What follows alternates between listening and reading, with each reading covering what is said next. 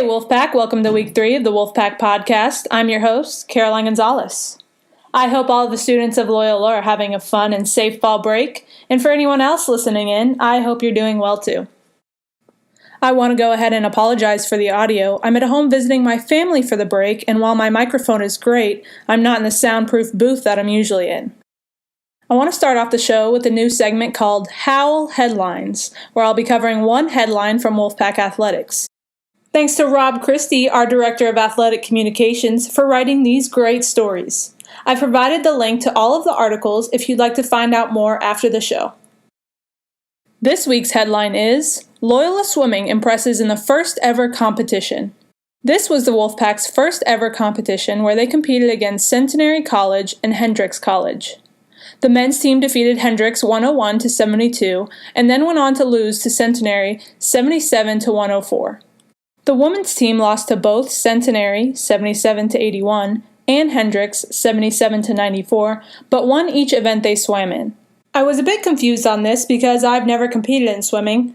I reached out to Paige Carter, our NAIA Mid-South Swimmer of the Week, and she explained that the point system has to do with the size of the team.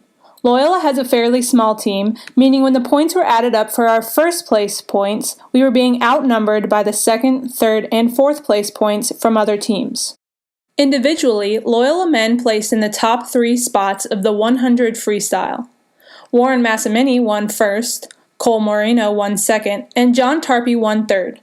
Blaze Wise won first in the 100 backstroke. Tarpey, Massimini, Salvador James, and Tim Buzian won second place of the 200 medley relay.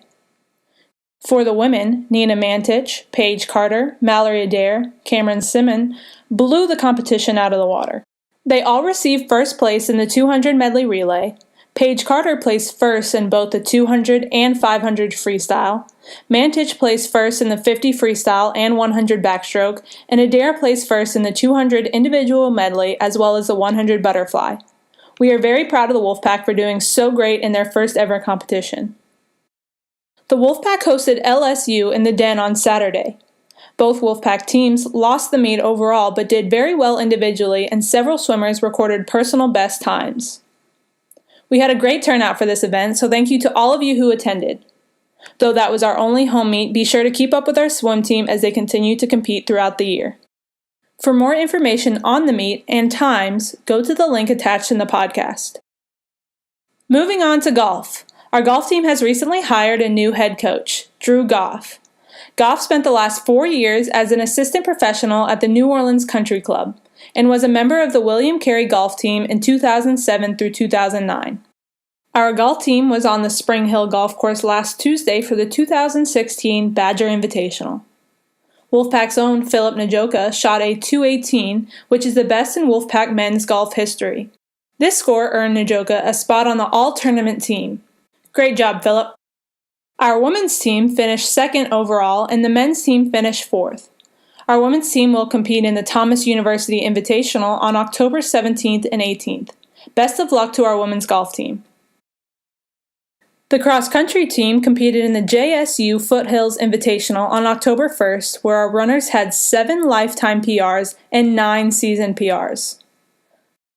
The Wolfpack also competed in the 2016 Watson Ford Invitational last Friday. For our men, Anthony Rizzi finished 31st with a time of 28 minutes and 58 seconds.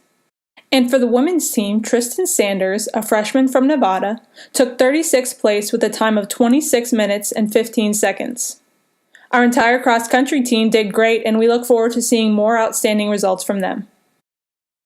The men's tennis team began their 2016 fall season this Saturday under head coach Kyle Russell. The Wolfpack competed against Our Lady of the Lake University and defeated the Saints 5-4. The women's team defeated NCAA Division II Spring Hill on Friday. The Wolfpack sent the Badgers home with a big ol' goose egg by winning 0-9. This is the beginning of a great season for our tennis team, who competes again on Friday for the University of West Florida's Fall Fling. The volleyball team lost to Spring Hill in 4 sets on September 28th, but picked themselves up by defeating Martin Methodist 3-0 at home on September 30th. Allison Hartman recorded 13 kills and 5 blocks, while Katie Philippi had 9 digs. The Wolfpack fell to Bethel University in 4 sets on Saturday. Our volleyball team is 10-14 overall and 5-5 in conference play. After a long break, the volleyball team will be back in action tonight against William Carey College in Hattiesburg, Mississippi. We wish the best of luck to our volleyball team. The rest of our sports teams are working hard in their preseasons.